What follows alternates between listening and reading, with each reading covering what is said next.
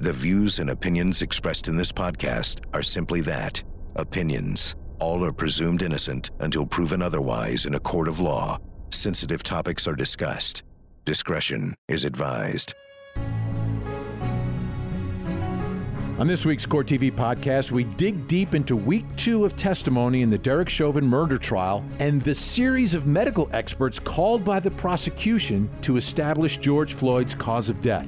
CourtTV's Michael Ayala joins me to talk about the impact of that testimony and the defense's attempts to counter it. This is the CourtTV podcast with Vinnie Politan. I'm Vinnie Politan. Welcome to the CourtTV podcast. Thank you for downloading and listening. We are in the midst of the trial against Derek Chauvin, the man accused of murdering George Floyd. And there are 3 charges: third-degree murder, second-degree murder, and manslaughter. And in all 3 charges, one of the elements prosecutors need to prove beyond any and all reasonable doubt is cause of death. They have to prove that Derek Chauvin caused the death of George Floyd. In all 3, it is part of the case, part of their burden. And again, it's beyond a reasonable doubt. So to do that, and in every case I've covered in my career at CourtTV, the person who comes in to talk about cause of death is the medical examiner, the one who does the autopsy, comes in and explains to the jury what he or she found and what caused the death, and prosecutors rely upon that. That's not what is happening in Minneapolis in this case. Prosecutors have minimized the medical examiner from Hennepin County, Dr. Baker, and brought in a whole team of experts to talk about cause of death. It's unusual, it's unorthodox, but it may be effective. Let's talk about it. We've got Michael Ayala with me, CourtTV anchor. Michael, first of all, let me start. I want to start with this simple question, which I don't know if it is that simple. But after listening to all the experts testify and listening to the prosecution case, according to prosecutors and their experts, what is the cause of death for George Floyd? I think they did a pretty decent job of supplementing Dr. Andrew Baker's testimony to the point where I think it's clear that they're stating that it's because of asphyxia. And again, they made the point that you can call it by many different names, but essentially a lack of oxygen caused the heart to fail and ultimately ended up killing George Floyd. And that lack of oxygen was caused by, in the words of Dr. Baker, the subdual and restraint by the officers. Okay. But Dr. Baker wasn't necessarily agreeing with all the other experts that were brought in. I mean, Dr. Baker said that the knee on the back of the neck did not stop the flow of air, didn't block the airway, whereas all the other experts said that's what happened, which, matches the video and what George Floyd was saying. But Dr. Baker, the medical examiner, didn't say that. So when you say supplement, what do you mean?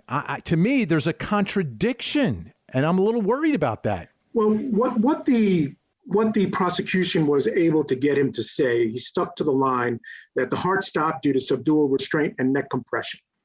Okay. What their claim was that the neck compression caused this lack of airflow.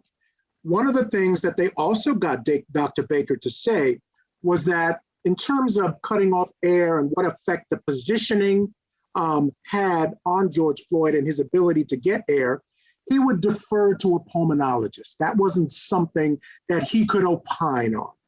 And I think by getting him to say that, they then supplemented his testimony with, you have to agree, Vinnie, one of the best pulmonologists I've ever seen on the stand, Dr. Martin Tobin, who was incredible in explaining and capturing the jury and bringing them in and simplifying what happened to George Floyd with what I thought was incredible testimony. Not only that, he did tremendous use of animations, and really, I still, to this day, can't forget his explanation of what George Floyd was trying to do with his fingers, was trying to keep himself alive with his fingers. I mean, that was some devastating testimony. So that's what I mean by supplement, which is why they brought in, I think it was 4 other doctors in addition to Tobin, to sort of fill in the areas that, as a pathologist, at least from their side of the argument, could not fill in. I guess that's what they're going to do. But to me, it's still a contradiction. And you're allowed to do it. There's nothing against the rules here, bringing in experts and not relying upon your medical examiner who works for the county, works for the state, and is the witness who testifies about cause of death for every other case you have in the office.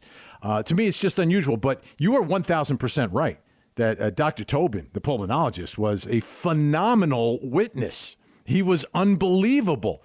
The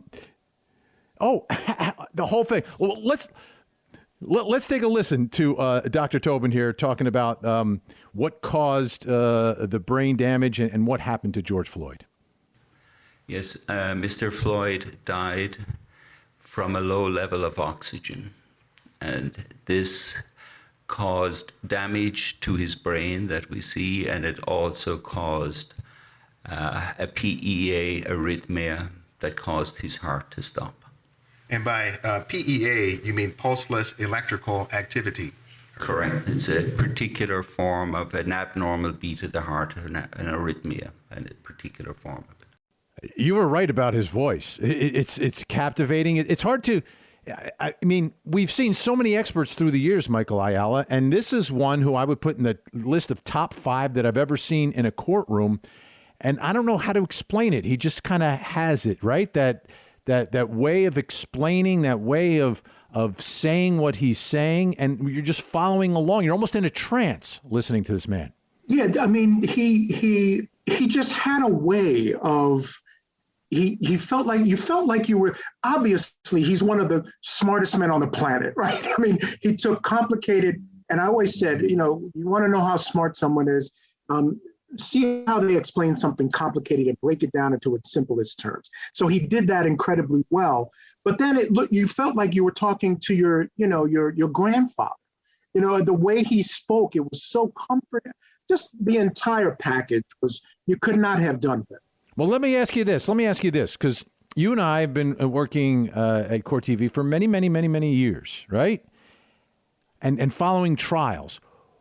Why do we not see this before, where the prosecution, the state comes in and brings in a bunch of people to talk about cause of death? I mean, every trial we cover, Michael, one person comes, the medical examiner comes in. Today it's all about cause and manner of death, and we're going to hear it from the medical examiner. Every case. But here we're hearing from different specialists who are coming in and explaining things to this jury. So why is it? And is it better? Is it more credible, less credible? What do you think? That's a question for the jury, and it's something that I've been asking a lot of people, the folks on my show, people on social media. I mean, does this jury give more weight to the testimony of Dr. Baker, which I don't think necessarily leads them away from the cause of death, but I understand it's more problematic for the prosecution? Or do they give more weight to the other experts that were brought in, including one other forensic pathologist, Dr. Lindsay Thomas? Do they give them more? Do they see them working together in concert, as I said, as a supplement to it? I think that's probably going to be more of it. But the answer to the question that you first asked was, why don't we see this more? I honestly don't know. I can't remember. I was racking my brain trying to think of a case where the cause of death was a major issue in the case, and the medical examiner did not give the prosecution what they wanted. I could not come up with a case. So I could not come up with a case that had a similar situation, which would have required this supplementation, as we're calling it, or as I'm calling it. And so I don't remember another case. Another thing I want to ask about, and I'll ask you this, Vinnie. Normally in cases like this, you have a voir dire of the experts before you bring them into court, and you have them not testify, but you sort of voir dire them. You ask them out of the presence of the jury what they're going to testify to, so folks can get a sense of what that's about. They didn't even do that here. So I don't know why that didn't happen. These are things that I've been trying to get to the bottom of, and I haven't been able to. It's really different, and I think people, for the jury, they may not know that this is different, right? Because this is, it's probably the one trial they're sitting in on. Maybe they never did a criminal trial before. They've never watched a trial on CourtTV, and this is just the way you do it. So I think the impact of this trial is I don't think any jury is going to look at it and say, well, this never happened before. But people like you and I are saying, well, maybe this is the way it should be done. I wanted to listen to one more thing that Dr. Chauvin talked about, because this is a big issue, especially on the body cam footage. When George Floyd is saying he can't breathe, but the officers are saying, well, if you're talking, you're breathing. And Dr. Chauvin spoke about this. The jurors may have heard one of the officers say, if you can speak, you can breathe. Yes. Is that a true statement? It's a true statement, but it gives you an enormous false sense of security. Certainly at the moment that you are speaking, you are breathing, but it doesn't tell you that you're going to be breathing 5 seconds later. That's an interesting take on that, because he's giving the defense what they need, which is if you are, in fact, speaking, you are breathing, which is what I thought going into this trial. But then I was questioning, is that really true? And it is. What did you think of the way Chauvin and the prosecution handled that issue? I thought they handled it perfectly, because they did need to deal with that issue. That issue was out there. That was something that had been sort of going around, and I think it was part of sort of the defense's narrative. And in a number of ways, they went after a lot of the defense's narrative. And this was one of those cases. The idea that if you could speak, you could breathe. And, you know, I think Dr. Chauvin, as he handled most of the issues presented to him, just handled it perfectly. I mean, the idea is, yes, you can speak, you can breathe, but, you know, just a few seconds later, the situation could change in a false sense of security. But one thing that I took away from that testimony is, you know, what are we asking our officers to do here? You know, it's like, sure, if somebody's speaking, they're breathing, but then I'm as a pulmonologist, I know that could change in 5 seconds. But the police officer on the scene doesn't necessarily know that. How much are we expecting them to actually know? So I'm not sure how powerful that was overall, but it needed to be addressed, and I thought he addressed it well. All right. Now, prosecutors brought in a pathologist. The first pathologist they brought in was not the medical examiner, but someone who used to work in Hennepin County, Dr. Lindsay Thomas. Let's take a listen. Do you have an opinion, to a reasonable degree of medical certainty, if Mr. Floyd would have died that night had he not been subject to the subdual and restraint of the police? There's no evidence to suggest he would have died that night, except for the interactions with law enforcement. That's an important statement right there, Michael, because we know there's several things going on in George Floyd. I mean, the heart conditions that he's dealing with, the drugs that he's dealing with, but the way Dr. Thomas was able to answer that question sort of minimizes the other contributing factors and says, hey, this is it. That's the old Michael Ayala but for. There you go. And that's what they were going for in a roundabout way.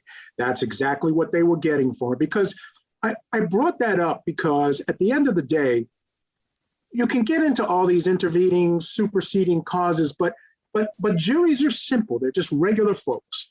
And if you can get them to understand that it's a but for, if he had not had this situation, he would have been alive.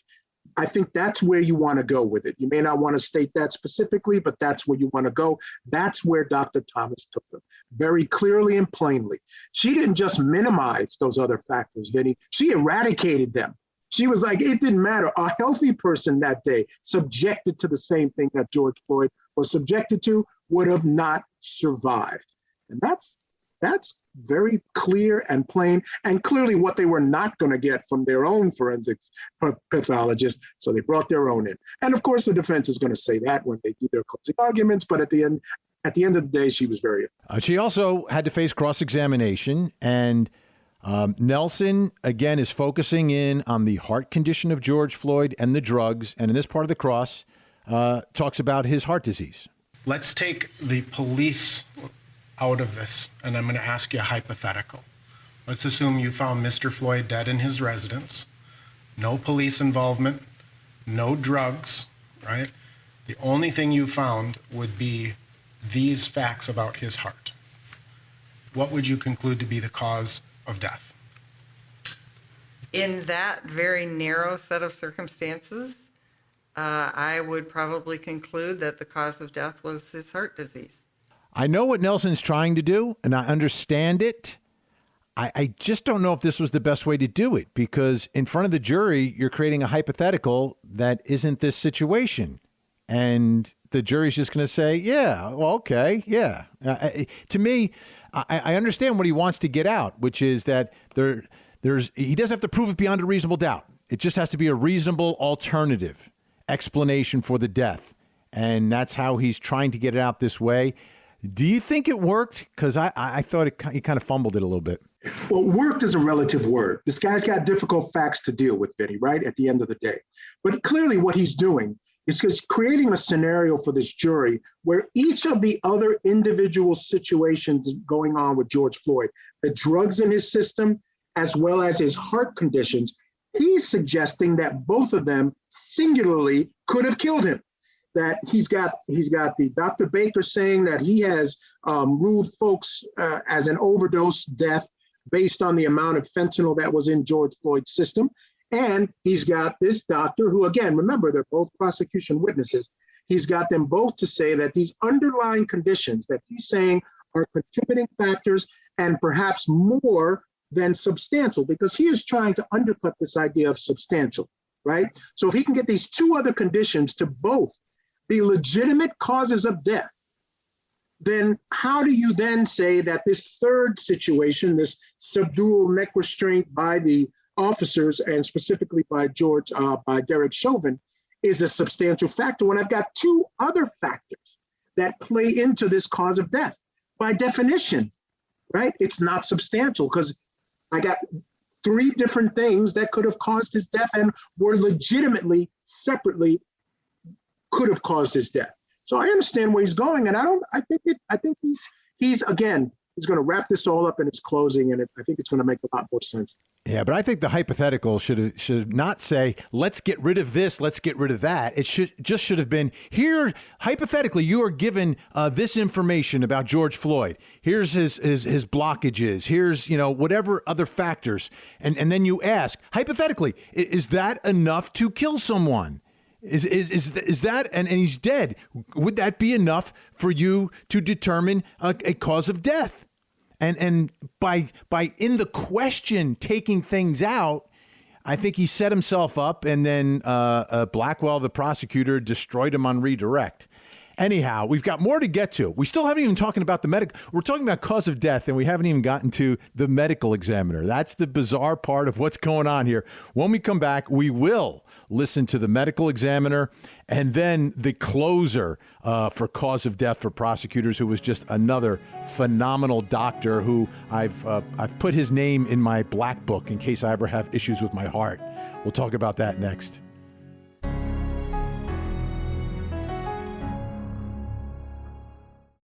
For more Court TV, watch it on cable, over the air, Roku, or go to CourtTV.com and stream live gavel-to-gavel coverage. Catch up on the big moments from our current cases and relive some of Court TV's most historic trials. Court TV, your front row seat to justice.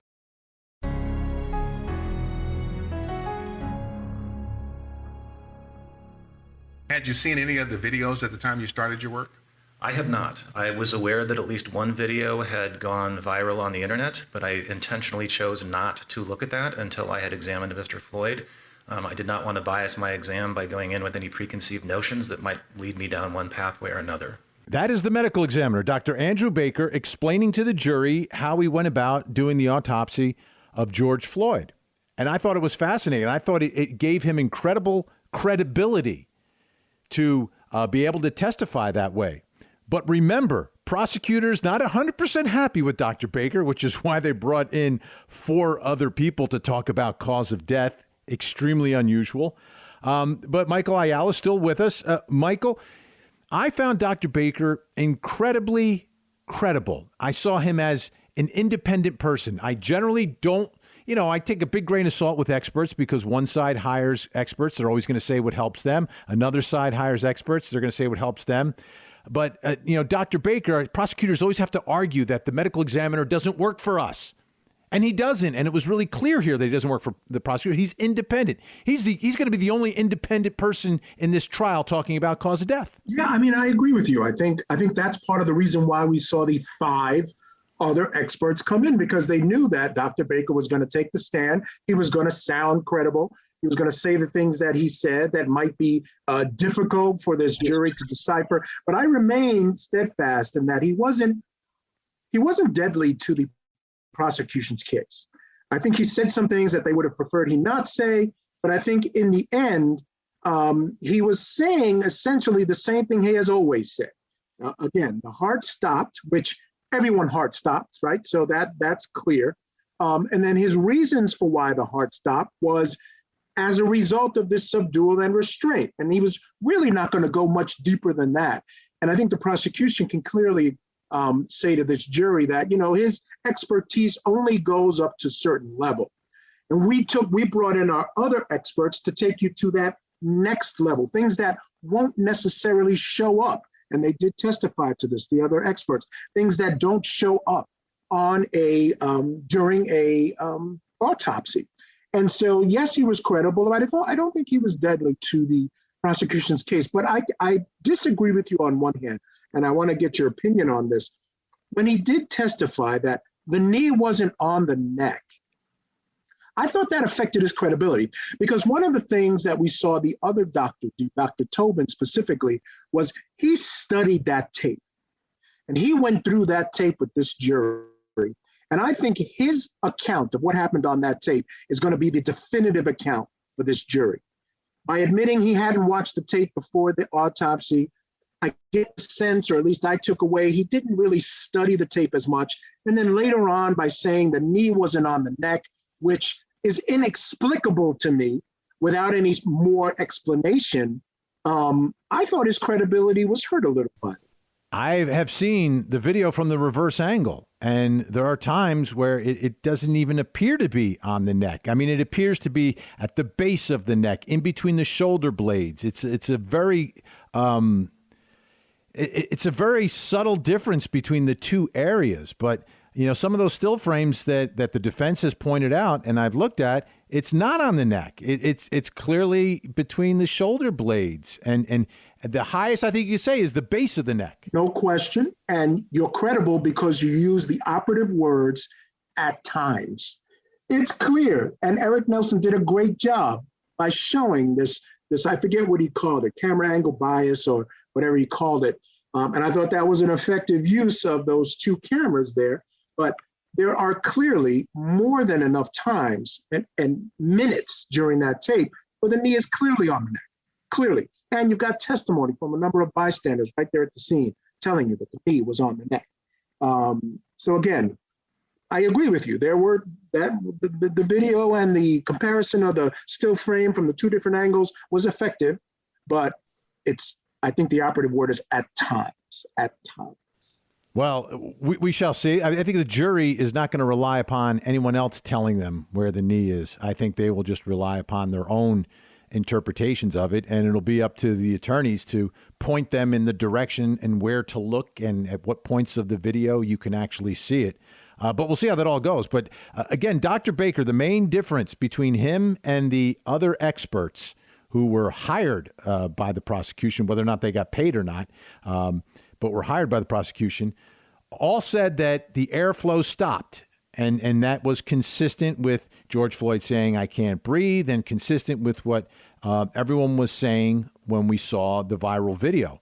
But Dr. Baker didn't say that. He did not say that. And he basically gave the opinion that the heart had to work extra hard. And is the stress of the situation of being, subdued by police, right?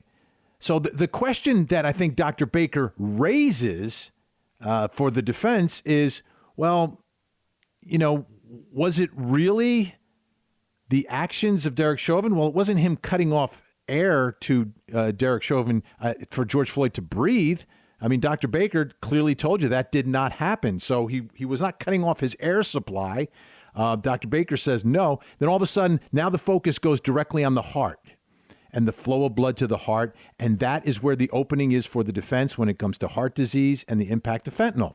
That's why I think Dr. Baker is so bad for prosecutors, because it opens the door just a little bit for the defense on this causation issue. It does. But again, I think the prosecution did an excellent job with preemptive strikes. because I think we had at least 3 different experts testify that this did not function the way you watch George Floyd die very clearly. It's a very slow, progressive thing. That is not indicative of a heart event. Okay, and I think that again was, you talked about the cardiologist, why Dr. Rich was brought in.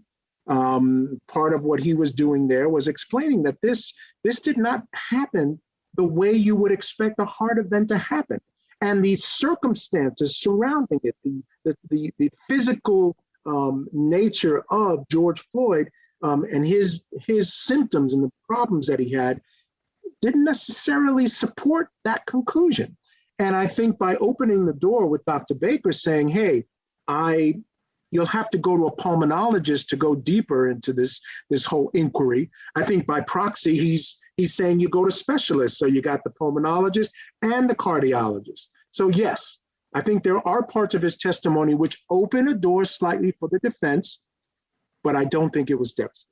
Well, we'll see, because the defense has an opportunity to bring in their experts. And most of the trials that I've seen, if the prosecution expert says one thing, there'll be a defense expert who will say the exact opposite. And that's where you get into the world of hired experts. And do they cancel each other, or are these prosecution experts more credible than what the defense is going to put in?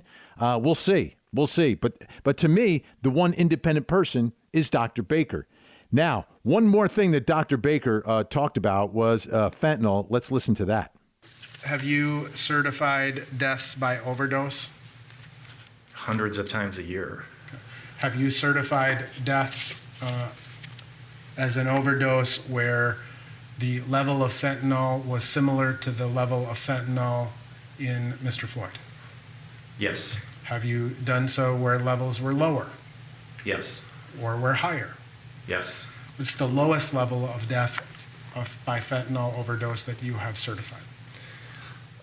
Without doing a search of my office's records, I'm not prepared to give you an answer on that. I know I've seen levels as low as 3 nanograms per ml and possibly lower. Like all death investigations that we do, if it involves a drug overdose, you also want to try to piece together the person's history of how much they've been using it, how long they've been using it, if they're tolerant to it at all. There's a lot of variables that go into it, but I've seen levels as low as 3, in some cases even lower if there's other intoxicants on board, such as alcohol or benzodiazepines. So there you've got the medical examiner saying this is a potential lethal level of fentanyl. And I think that's pretty much all they wanted to take away from him, because now they'll have their own experts come in and explain it for the defense. Yeah, no question. And you know, it was an important testimony, but I think it sort of falls into the same category as the heart scenario, where there's a hypothetical situation. I think this questioning was a little more elegant, to your point earlier. And again, it sets this jury up with the difficulty of determining the actual cause of death. What was the substantial cause of death? It gives them 2 other causes of death to sort of work through. But again, I think the best evidence in this case, and perhaps he's the only doctor who is impartial, but the best evidence is going to remain the videotape, right? They're going to see what was actually happening. So while you can tell me all day long that you could if you knew nothing else about what was going on with this individual, you would certify them as an overdose with that level of fentanyl. The fact is, that wasn't the only thing that was going on with George Floyd. All right, let's finish up with, I'm calling him, this is like the great Mariano, the closer for cause of death, Dr. Jonathan Rich, the cardiologist. What caused the low level of oxygen in the case of Mr. George Floyd? Well, in his case, it was truly the prone restraint and positional restraints that led to his asphyxiation.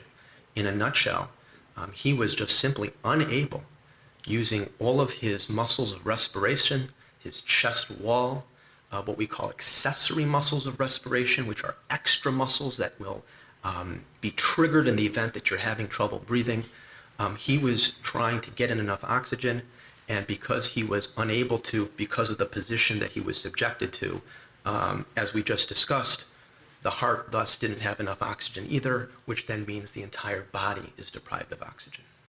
You know, as I listened to this final expert, and I actually liked him more than Tobin, believe it or not. I mean, Tobin I thought was great, but I thought Rich came in as a closer. I'm wondering if prosecutors across the country are going to look at this and say, hey, wait a minute, we need to rethink cause of death. It's possible, Vinny, but I think this was a special case. I think this judge was being a little lenient. I'm not sure that you're going to find many other jurisdictions where a judge is going to allow this much additional testimony, and not only this much additional testimony, but you're going to allow them to testify as to their opinion to cause of death.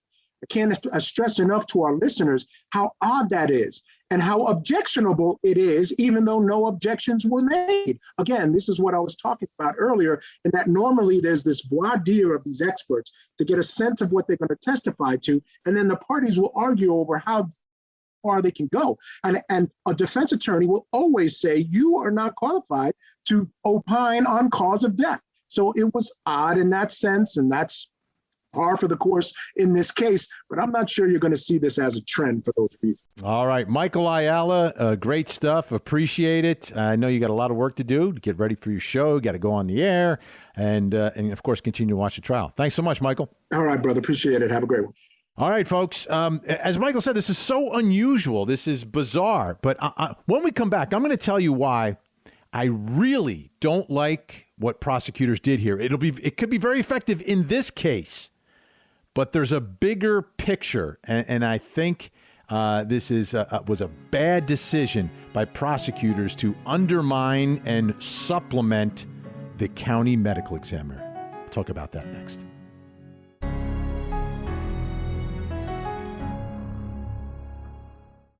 Renowned journalist Ashley Banfield takes you behind the scenes of the most compelling cases in history. This is the new chapter in true crime. Judgment with Ashley Banfield. All new episodes Sunday nights at 8 on CourtTV.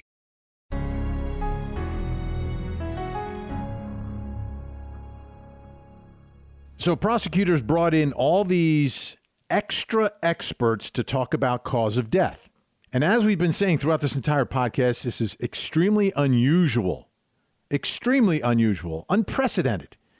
And they may very well be successful. It may work, and they may win this trial. But there's a bigger picture here, because this is the chief medical examiner for Hennepin County. And basically, prosecutors got his opinion, did not like it, and went out and hired other people. Because these other opinions, as well, there may be some sort of a similarity, they are seeing things completely differently. And all of a sudden now, prosecutors have questioned the credibility of the chief medical examiner of Hennepin County. Well, they're not going to get up in court and say he was wrong. But look at what they did. They had to bring in outside people because they didn't trust his opinion. And let's go back to what I talk about all the time, which is the role of a prosecutor. It's not to win the case. It's to seek justice, which is the truth, which is about credibility. You don't bury evidence that is bad for you. The evidence is what it is. And then you make the arguments if you believe that evidence supports whatever charges you have brought in the case. So when it comes to what caused the death of George Floyd, they did not believe their own medical examiner that works for the county. Now, he doesn't work for prosecutors. He's independent, but he's the one that's used in every other case. And now you're saying you can't trust him? So what happens in the next trial? Like, you only believe your medical examiner when you want to believe him? That's not your job as a prosecutor, is it? You're going to pick and choose whether or not you believe your own medical examiner? How does that work? Your job is to seek the truth and justice.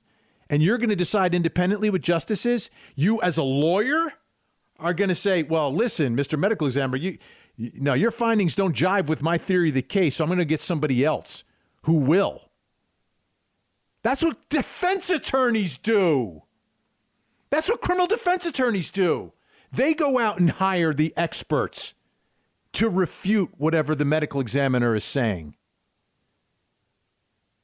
This is not a case of we have to win at all costs. Prosecutors have to get to the truth and justice. And are you saying that when the medical examiner gives you a result, an opinion that doesn't jive with what you as a lawyer think was the cause of death, you're going to go out and find an expert? Because the truth is, this is the dirty truth. You shop around enough, you'll find an expert that'll say whatever you want him to say. And I criticize criminal defense attorneys all the time for doing that. And I say, yeah, you're expert, whatever. Your expert will say whatever he needs to say. She'll say whatever she needs to say. And now prosecutors are doing that? I have a problem with it. I have a 10,000% problem. And I'm not saying that these other experts who came in lied, but now you're expert shopping for cause of death. That's not what we do. We just don't do that. And then I think this puts into question every case that is brought in Hennepin County now, because all of a sudden prosecutors are telling us and telling the world, well, you can't, you're not always going to believe what this medical examiner says. He's not always right. You can't really trust him 100%. You might have to listen to some other experts, because in every other case, the other experts are going to be for the defense. And that's why I have a problem with this, a big problem with it. And the bottom line is, Dr. Baker, what he said could be used to prove the case. It just wasn't exactly the way you wanted it. He still said homicide, subdual restraint caused by the police officers. But then you went expert shopping. Michael said it was supplemental. I don't agree. I don't agree with supplemental. I believe it was contradictory to what Dr. Baker found. And I think this puts at risk every other case in Hennepin County. Murder case, homicides. Anyhow, that's my opinion. I'm a former prosecutor. That's the way I see the job. I don't see the job as shopping around for your facts. You do your investigation, and it says what it says. It is what it is. And then you decide, is that a crime? Is that not a crime? Not a crime occurred. I don't like what he said, so I'm going to find somebody else to say something different. Don't like that. I'm not comfortable with it. I would not be comfortable with it as a prosecutor. That's it, folks, for this week's podcast. But we are in the middle of this trial. There will be a verdict. So make sure you find CourtTV. We are everywhere. If you've got a digital antenna, rescan it, find CourtTV. Check the show notes. We've got great links, more background and in-depth analysis of this case. But to watch the case, just turn on CourtTV. This is a trial that really is too important to miss. I'm Vinnie Politan. Thanks so much for listening. We'll talk to you next week.